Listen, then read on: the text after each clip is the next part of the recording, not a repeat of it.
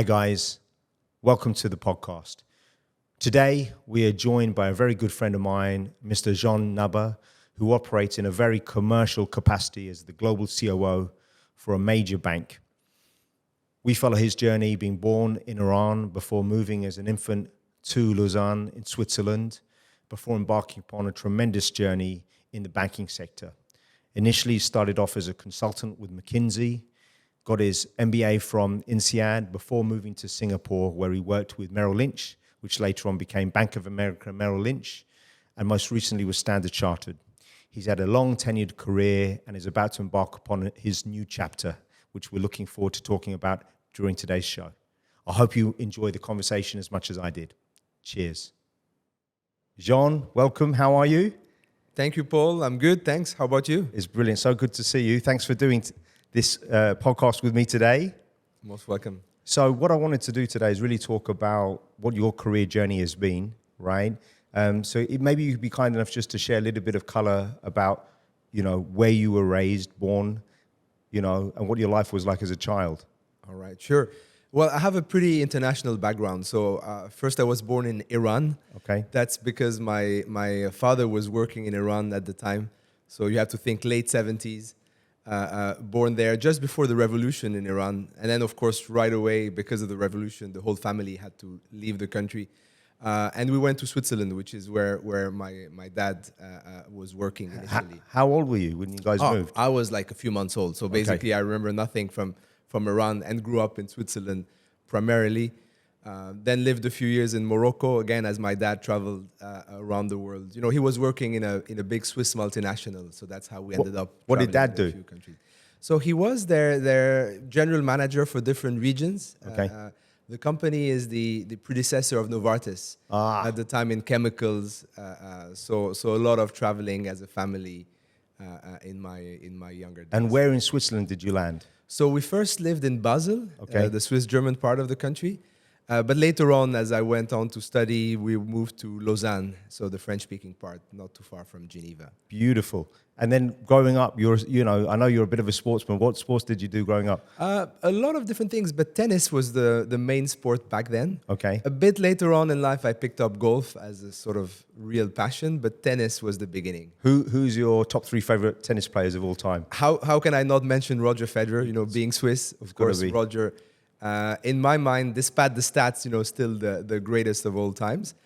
But over time, getting to like many other players. So Rafa Nadal, even though I used to hate him back in the days of the big rivalry, I actually now really appreciate him very, very much. Years ago, my team and I had an offsite in KL, and we saw Sampras. Oh, Pete. Pistol Pete. Yeah, playing with Federer. It was a friendly. And, the thing is with Pete, everyone said he was a little bit boring on court, and this guy was giving him a hard time, and there was a heckler in the crowd, and he was saying, listen, play a little bit better. We've paid money to come and see you. So Pete took his tennis racket and said, if you think you could do any better, you're more than welcome to do it. So I like the banter. These are all my favorite players. Growing up, Boris Becker, Stefan Edberg, then Pete Sampras, and then Roger. And now, of course, the new generation. But I'm an old school guy, so I like the single backhand. Right, I love watching the double backhand. You like style. I like the style, right? The game, the etiquette. Yeah. So then, what happened? You went to Lausanne for university? That's right. Went there, studied there, economics and econometrics. Always good at math? Always loving maths, liking, numbers and dealing with numbers. Okay. And from then on, when I graduated, I started my career in Switzerland in consulting, actually. And how long were you there before you came to Singapore? Well, in total in Switzerland, something like 20, 25 years in total. Okay. I moved to Singapore first in 2003 to do my MBA. That's what brought you to Singapore? That's right. I didn't realize it was that. Okay. That's right. With INSEAD? That's right, INSEAD. So I started the MBA on the European campus south of Paris, and then halfway through the program switched to the Singapore campus. Funny story, it's actually my neighbor, Singaporean, actually, a friend, who told me, Jean, why don't you try the Singapore campus of INSEAD? Yeah. And you have to think this is back, more than 20 years ago. And I said, look, yeah, maybe, why not? So ended up listening to him, coming here for initially one period of the program, but decided I loved it, finished the MBA over here. And then the rest is history, And you never left. I actually did go back 1 year to Switzerland because I was sponsored by McKinsey, who asked me to go back first to the Swiss office. Yeah. And then McKinsey sent me to the Singapore office. I think that was back in 2006. So McKinsey, I've heard that, sometimes you're on the road maybe 50 to 70% of the time. Was that That's the case right. with you? It was absolutely the case. And in fact, to be frank, I loved it, especially in the early years. So you have to imagine, I joined them when I was 22. Amazing. Right? And at that age, you end up serving clients in different parts of the world. You're on the road literally every week. At the time, for me, it was fantastic, learning so much in terms of problem solving, learning about industries, helping clients. And of course, to your question, the travel was part of it. But at that stage in life, it was something I was actually looking forward to very much. So were you specifically on the financial services side from day one, or did you do a stint in different industries? So in the beginning, it was lots of different industries. So I worked in railways, shipping, financial services, crop protection, fertilizers, all sorts of industries in my first 3 years, including banking and financial services. And somehow, I developed a natural affinity to financial services. And then you end up sort of specializing and doing more and more of one industry, which is exactly what happened to me. So I did a lot of generally banking, then wealth management, retail banking, and that's how I ended up specialized in Well, if you think about private banking, one of the things I love with private banking is that the customer base is so varied. So your experience probably would have helped in some ways, Certainly, and you have to think about private banking as also a continuum of clients. It starts with retail individuals who one day become perhaps wealthier, and therefore your target market in wealth management. So plenty to be learned across that whole spectrum. Interestingly, even though I've been private banking for many years, very few people talk about that, right? Where you have a client and through the whole life cycle, and then the next generation and beyond. That's I think the way to think about it. If you want to really grow a very sustainable business, especially if it's in the context of not a pure play private bank, but of a bigger institution, then that's certainly the way to think about it. Now, correct me if I'm wrong, you actually had oversight for building out their Moroccan business when you were with McKinsey. We have very good memory, that's right. Yeah. So I was back then in the Swiss office, and then one of the Swiss office partners of McKinsey was in the process of setting up an office in North Africa. So you have to think this is like probably almost, it is more than 20 years ago, actually. So, and at the time, my parents were still, having a place in Morocco. So there we were. Where, Marrakesh or Casablanca? No, Casablanca. Oh, wow. In Morocco, the economic center is really Casablanca. Yeah. So we ended up going there for a few months, starting to meet some first clients, public sector clients actually at the time. And then, how cool was that though? Going back. Fantastic, very entrepreneurial. I imagine again, we had no office at the time over there.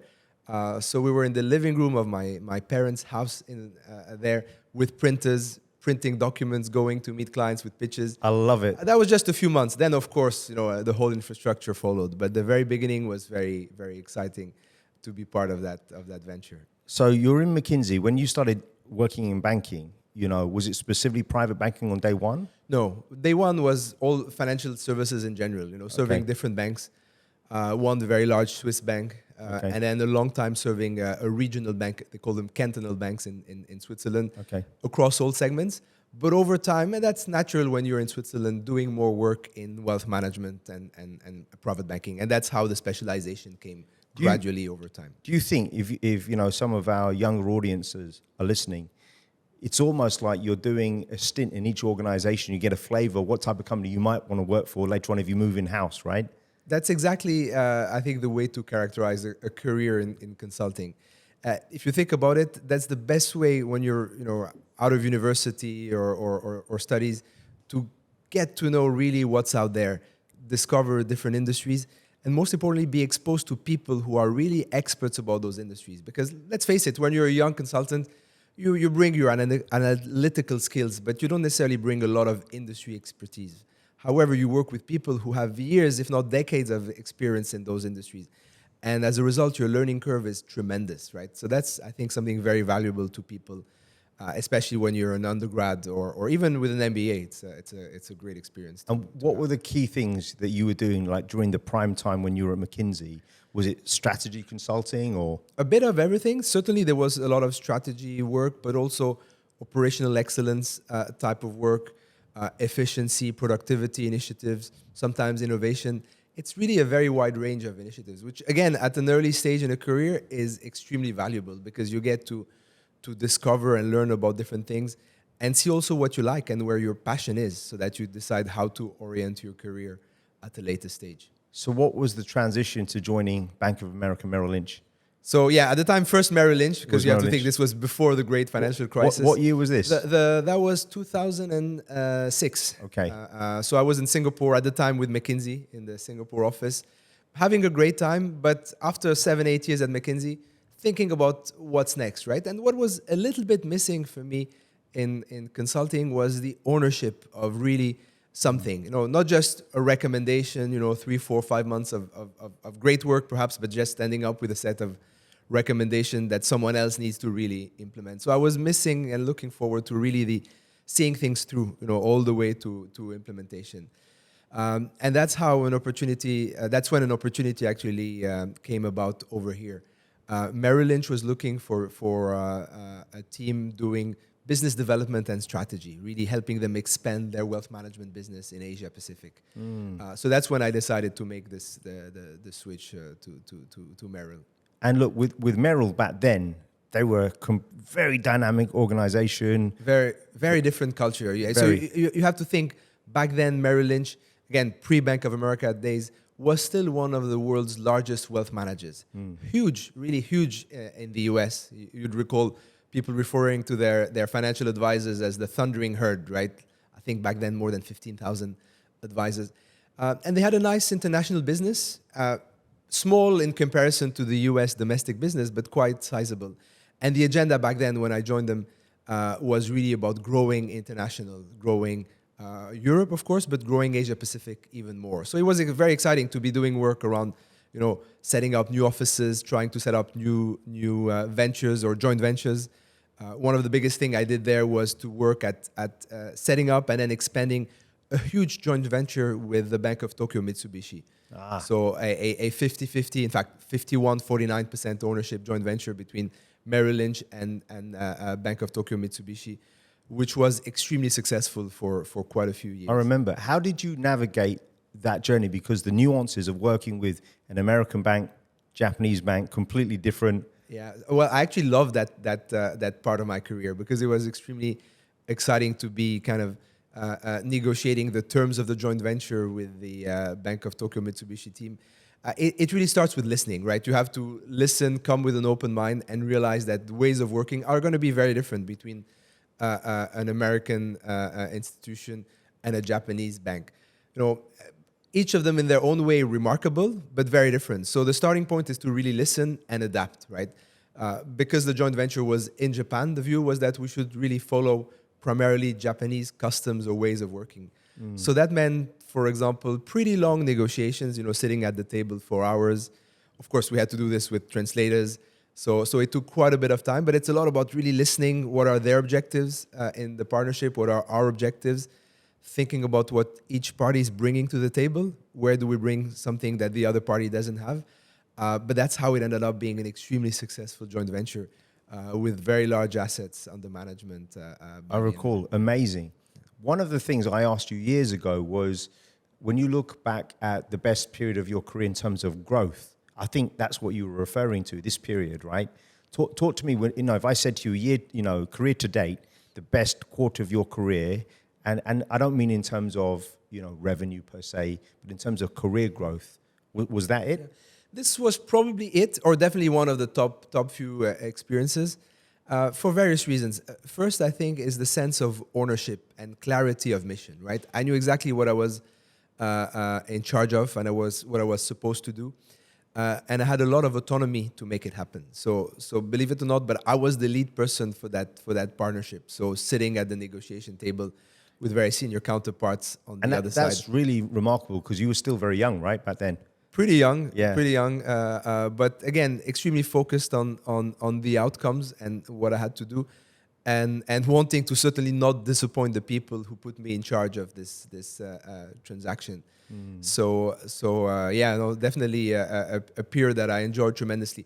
Extremely hardworking, very long hours, but when you enjoy what you're doing and you have real passion in what is happening, and you see the purpose of it, actually the others, you don't feel the hours. You don't even notice that it's taking a lot of hours because it's so interesting and exciting. Yeah. I think one of the things I've realized with people that have been very successful in their careers is that they have embraced the challenges and have taken ownership and underwrite the problem. Like, leave it with me, I'll take care of it. And that really differentiates people that are assembling their career on their journey to the top. That's completely right. First of all, that's something you want as an individual. You want to be given the autonomy and the authority to make things happen. But that's also probably how a manager would want to see his team members doing and operating, right? Because you're basically helping them solve their problems, right? Yeah. So that's the mindset that you need to take to really be in charge. Say, the buck stops with me. I need to make it happen and bring solutions to the table, right? There'll be lots of challenges and issues along the way, but your task is to bring solutions. Now, I just want to understand what happens at that point. I know that you left after, how long were you with the firm for? With Merrill Lynch? BOA acquired that was you guys. about almost 8 years, right? Okay. And the reason I left was because, again, you have to rewind. Merrill Lynch was acquired by Bank of America during the great financial crisis. And then at the scale of Bank of America, there was a different view on strategy when it came to international markets. And Bank of America decided that outside of the United States, they would be doing institutional and corporate business and no longer call it, individual wealth management or private banking. So the business was actually put on sale. The whole international, including Asia Pacific of Bank of America, Merrill Lynch Wealth Management was put up for sale. Excitingly, I was actually part of the team selling and pitching that business. There were 3 of us in Asia above the wall on the transaction. And that was actually in itself a very interesting thing, being on the road and selling your own business, together with the then CEO and CFO of that business. Touching upon that, I've worked with a lot of practitioners where on their resume, let's just pretend reverse engineer it, they've been involved in the acquisition of another bank. But if for any reason they didn't win that acquisition, they don't put it on their resume. And I say, why? Have you spent 18 months on this project? There are a lot of takeaways from that. Do you know what I mean? So I think whether your experience had a successful outcome or not, it's all part of the journey. You're absolutely right. There's plenty to learn, and there's plenty to learn from being on both sides of a transaction, right? I've been on both sides, and you learn different things in the 2 different situations. So being in this case on the selling side of the transaction, you learn a lot about how the employees or the team being acquired feels about the transaction and what is essential to make it a success, right? Take in this case, wealth management. It was all about successfully transferring clients with their assets over from Bank of America, Merrill Lynch, to the acquirer, which was Julius Baer at the time. So you really have to understand what is going to make a difference for clients, for relationship managers, for the product teams, for pretty much everyone to make the entire transaction a success. Because otherwise, you can have a deal, but then ultimately it fails because you're not moving over the business as you intended to do. I think in private banking, when we look back years later, it was one of the more successful acquisitions for sure. I think it was. It was probably also in Asia one of the earliest and biggest transactions. After that, there were quite a few others, SocGen and then Barclays, etc.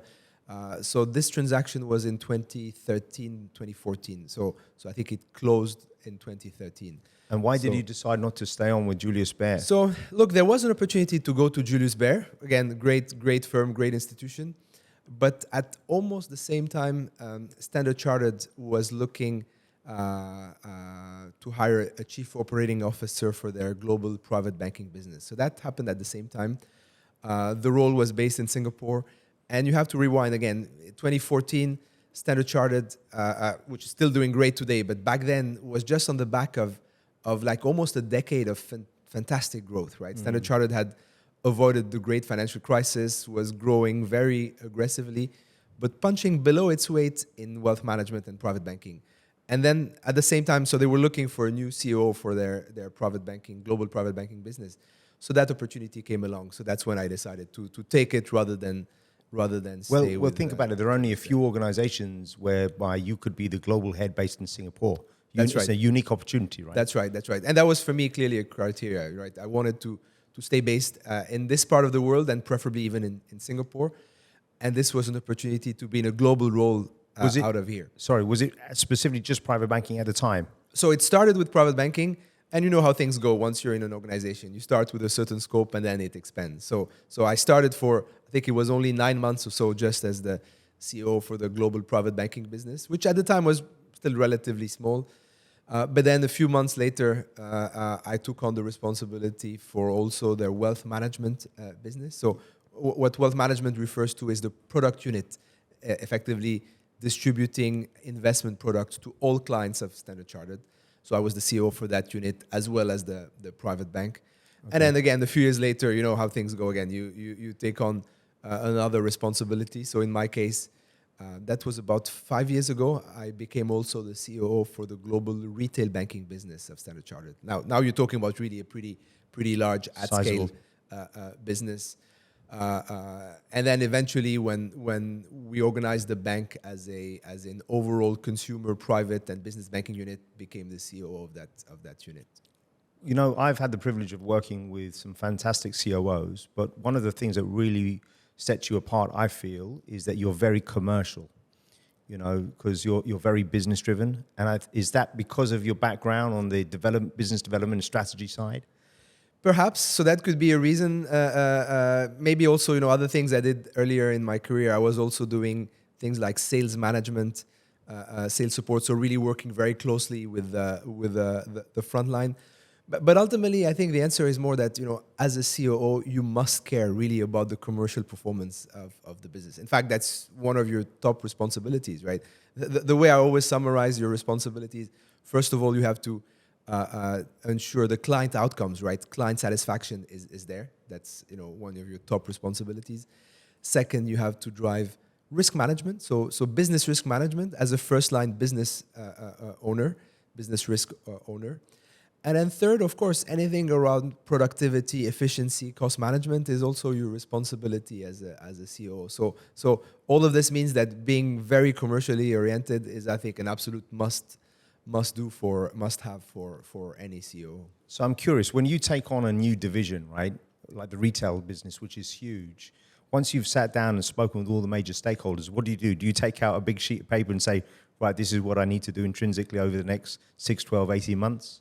Yeah, I mean, what's the thought process? It's pretty much that. So first of all, you have to understand, you know, take time to understand the business. And let's face it, when I started to cover retail, I was no retail banking expert, right? I had a sense about retail banking, like everyone, you know, as a customer, and also from my years in consulting a long time ago.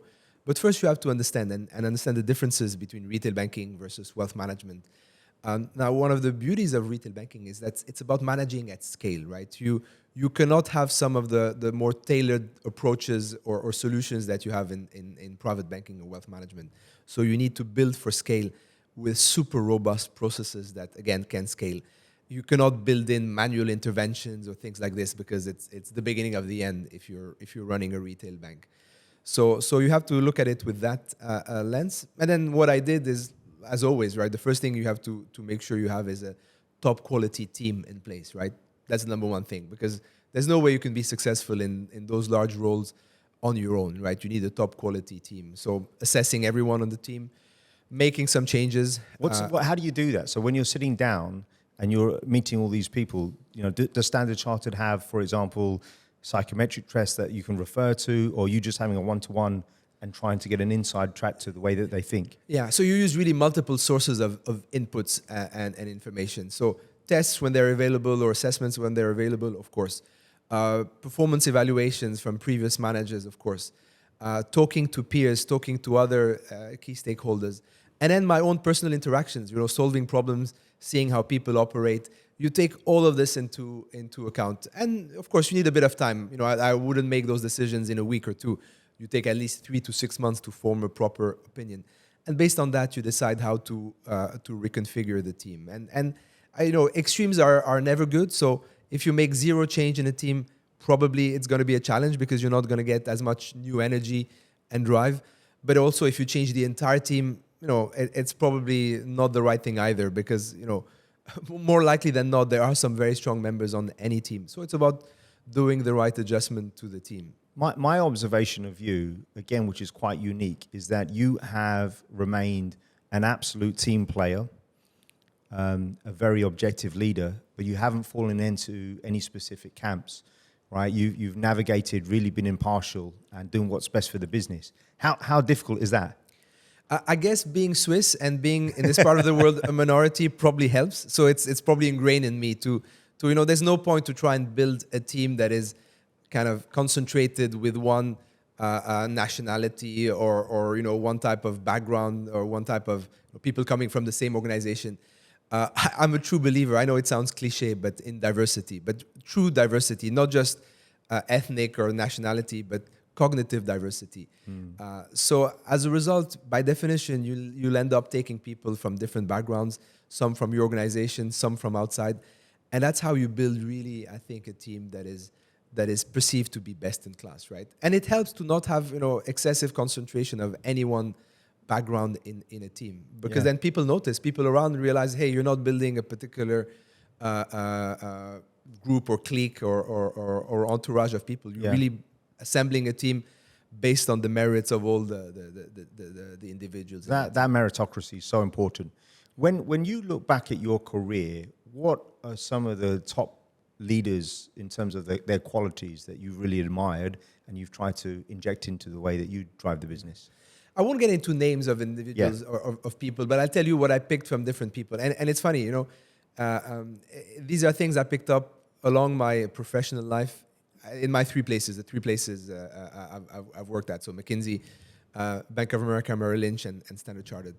So some of the features you have to keep in mind, well, I think fundamentally having very strong problem-solving skills, analytical skills is essential. In this type of roles, you need to think straight, think logically about problems. So the ability to decompose a complex problem or situation into more manageable pieces, to know where to start and how to tackle is essential. So that bit around problem solving is something I certainly picked up from a few people in different organizations, but a lot in consulting. Some of the senior partners I worked at are just remarkable there. And even still today, engaging with them for advice on something, that ability to really problem solve is essential. So that's number one. Number two, I've picked up from some leaders an amazing ability to connect with people, right? This ability to listen to people, make them feel that they're being listened to, that you care really about them, is essential, because that helps you to unlock the best out of people. So I've picked this up from some people. And then from some other people, other leaders, I've picked up the very strong client orientation, really that habit of thinking about every decision you make, including risk management decision, with the lens of a client, right? That you never do something that will end up hurting. Actually, you want the opposite, something that will end up helping your clients be successful and prosper, right? So those are some of the things I picked up from different leaders in my career in the different organizations, and I try to adopt and practice those habits in my own. Well, I think the best leaders. I love all of that. Those qualities are inextricably linked, and if you can develop all of them, now you've got a world-class leader.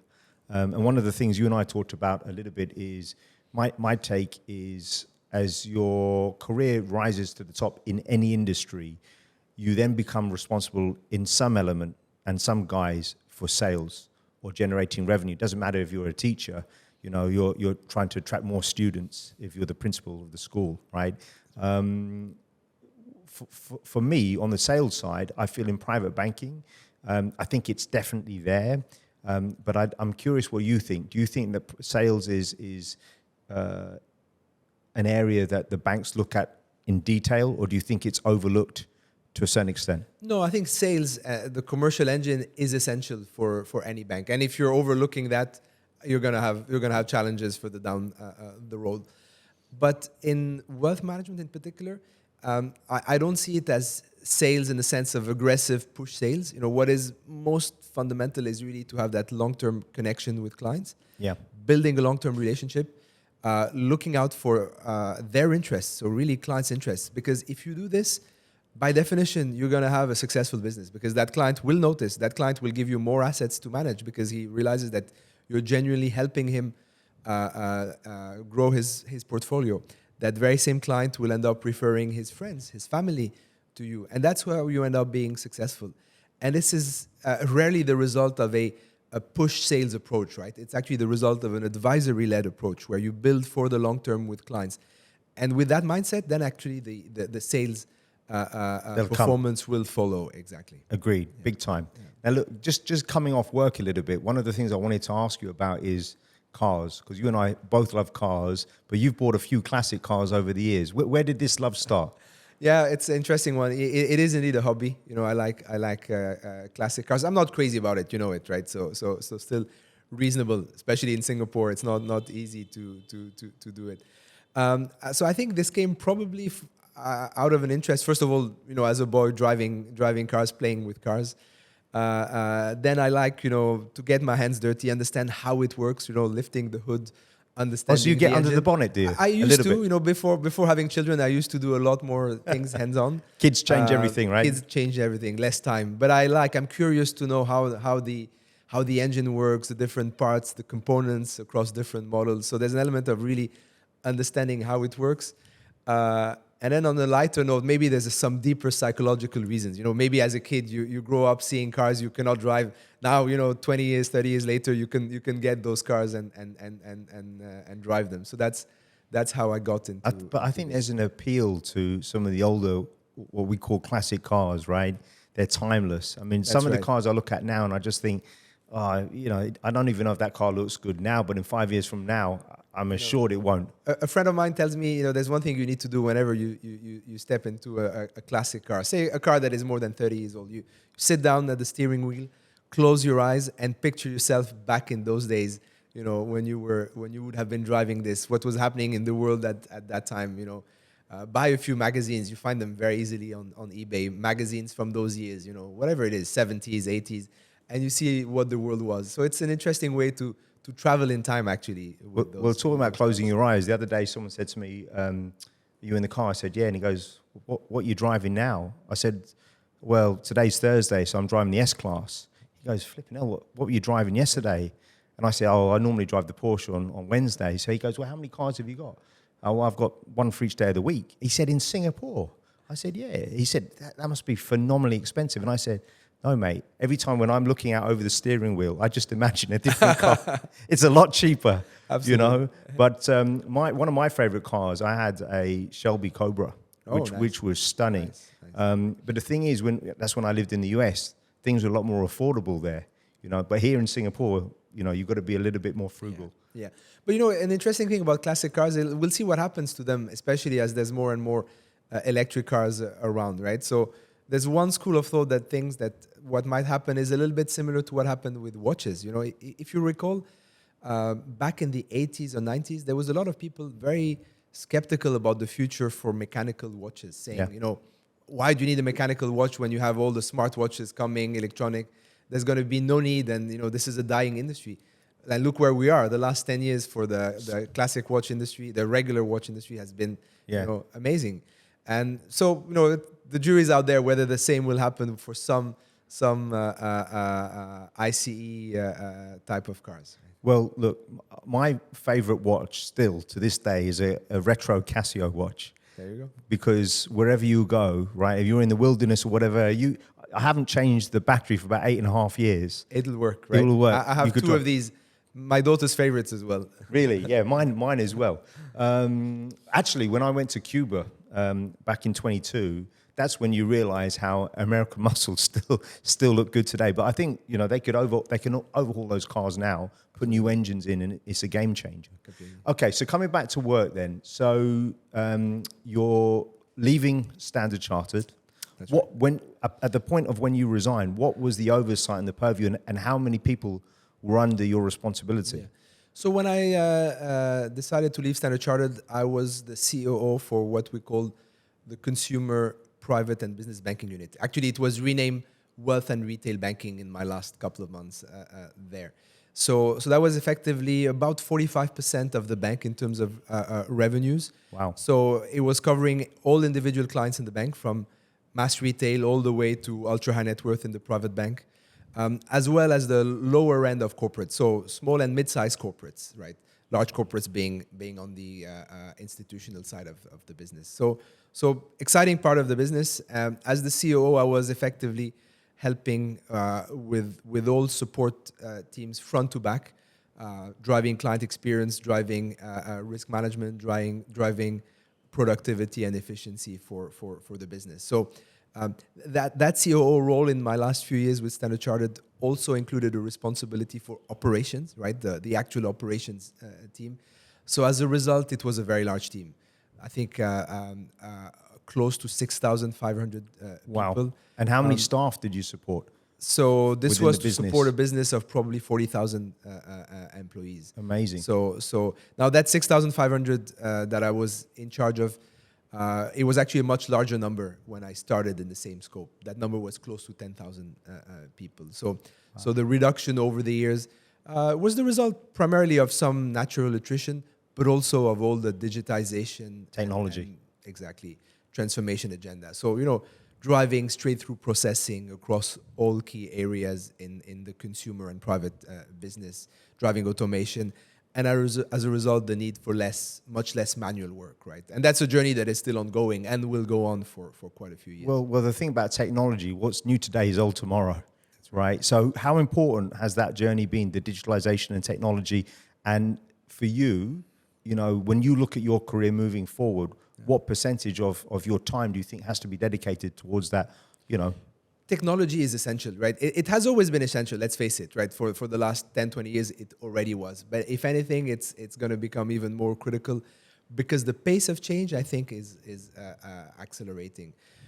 You need to drive this transformation for a few reasons. First of all, better client outcomes, right? Because generally, digital processes are straight through and fulfilled instantaneously. Imagine, right? As a client, you have a request. If you do it digitally on your app, it's done right away, right?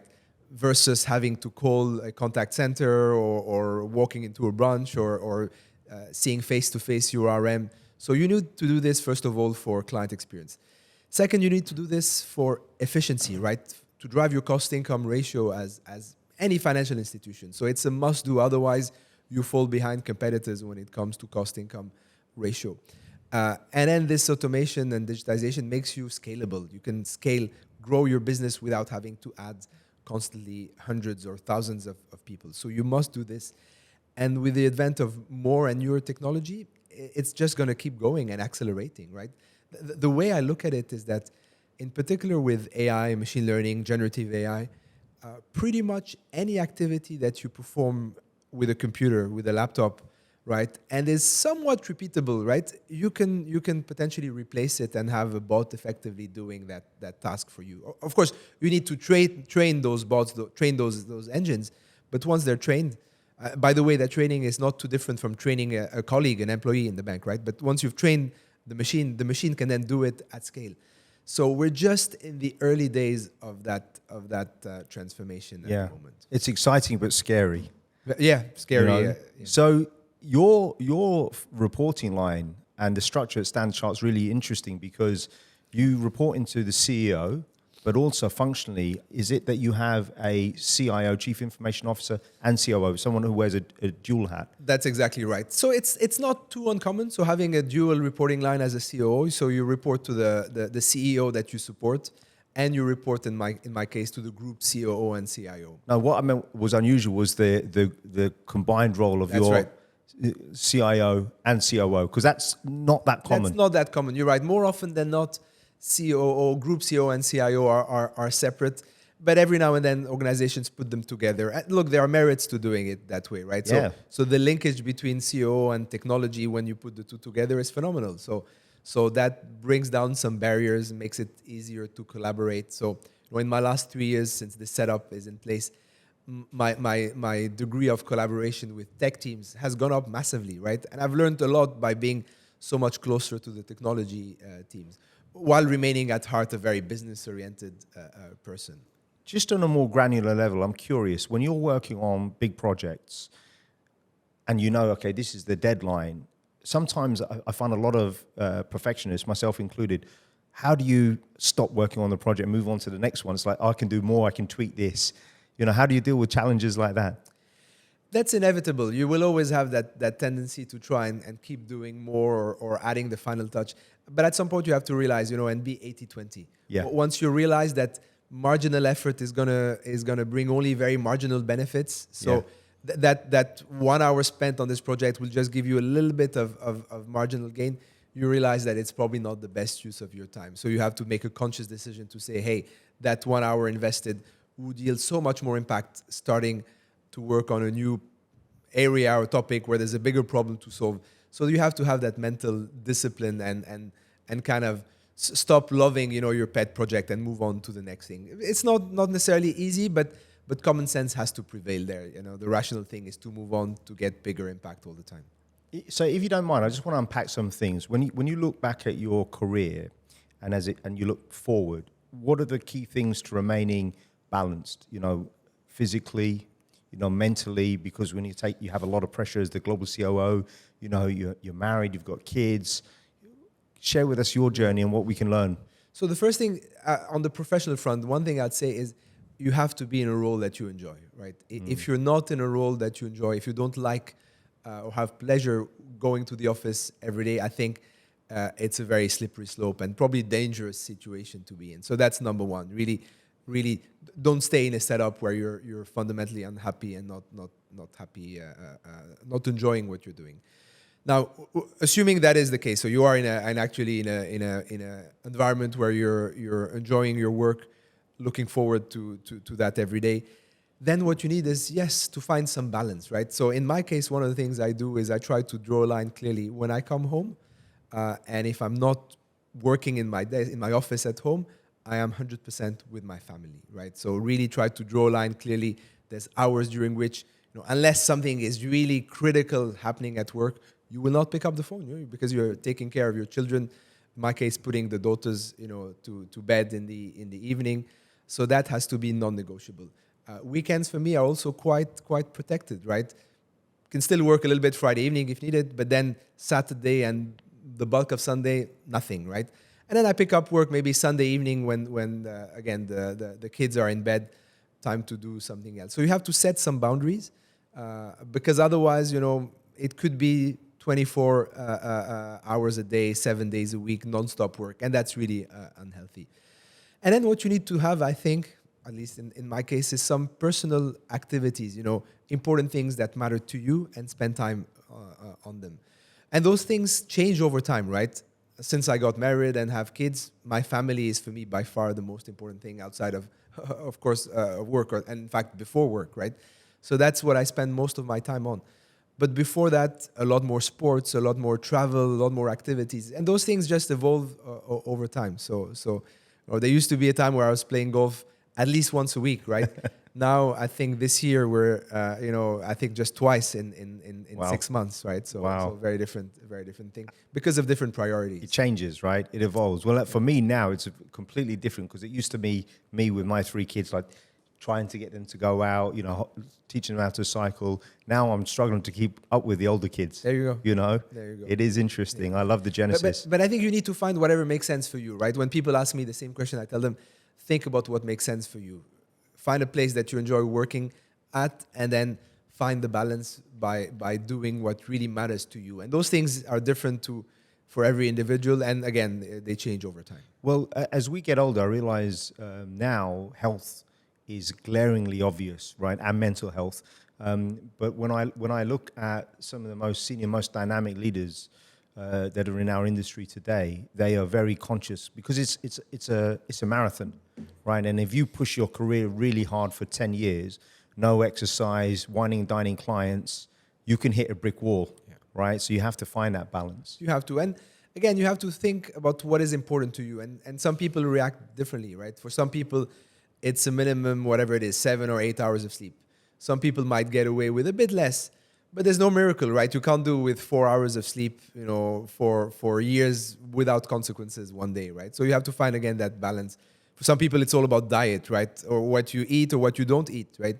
What you drink or what you don't drink. So you have to think about it really holistically. Yeah. Now, I just want to touch upon this. So you're married to a Singaporean lady. That's right. So your kids are Rojak like I am. So I love that. I'm objectively impartial, but I think mixed children are just beautiful, right? How did you navigate, an interracial relationship? very easily? This came quite naturally, right? When you're living here for a long time in this part of the world for quite a long time, it comes as a kind of almost natural or non-event, right? Yeah.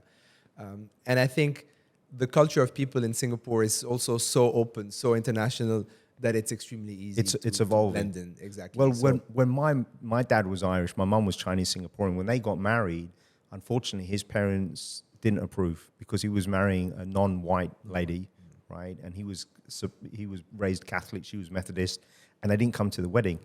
And my dad never spoke to his dad again. And I look now at our children, right, and it's completely different. So I'm very grateful for that. You're absolutely right. I think also what is important is to realize that's something my dad, insisted on a lot. Adapt also to the culture of the place where you're living in, right? Yeah. So blend in, follow the local customs as opposed to try to impose your own way of thinking. So if you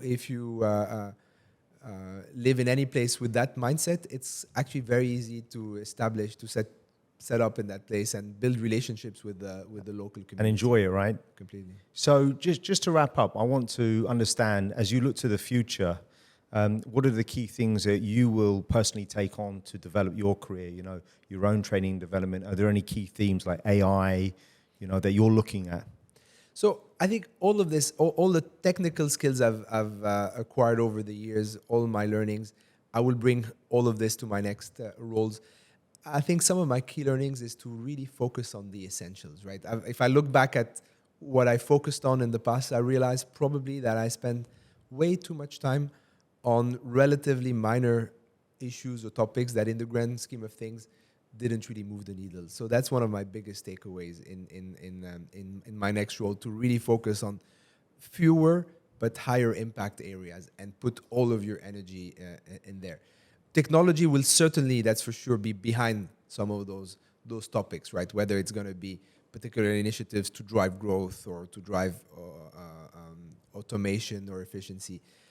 So that's really without going into specifics, I find that very interesting because one of the dichotomies I feel in our industry is that most CEOs, whilst they're talking about 5 years from now, they're really being measured not even annually, it's quarterly and monthly. And I think sometimes moving the needle on what's most impactful in the next 6 to 12 months is so important, right? Can you give us a couple of loose examples? Yeah. So I think what you have to do is probably focus on kind of two tracks at the same time. You need to focus on short-term performance, right? Because especially if you're in any company that is listed, with shareholder attention on your results, you need to make sure that every quarter you do deliver the numbers. So you need to do this. But in parallel, you need to build for the long term, right? And for that, what it means, if I take wealth management, for example, it's about making sure you have the right platform, the right capabilities, right? If you're in a universal bank with different client segments, it's about making sure you have the right platform to support a continuum of clients, growing clients through the life cycle and the value chain, right?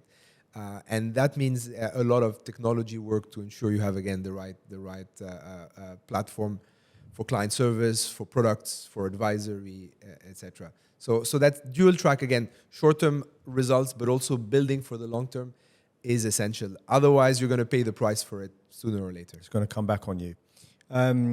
If I may, just one last thing that I really wanted to ask you. So if you're sitting down with an employee, or conversely, if you're sitting down with one of your bosses, how would you approach, going into an appraisal, a discussion about your career, trying to get a promotion?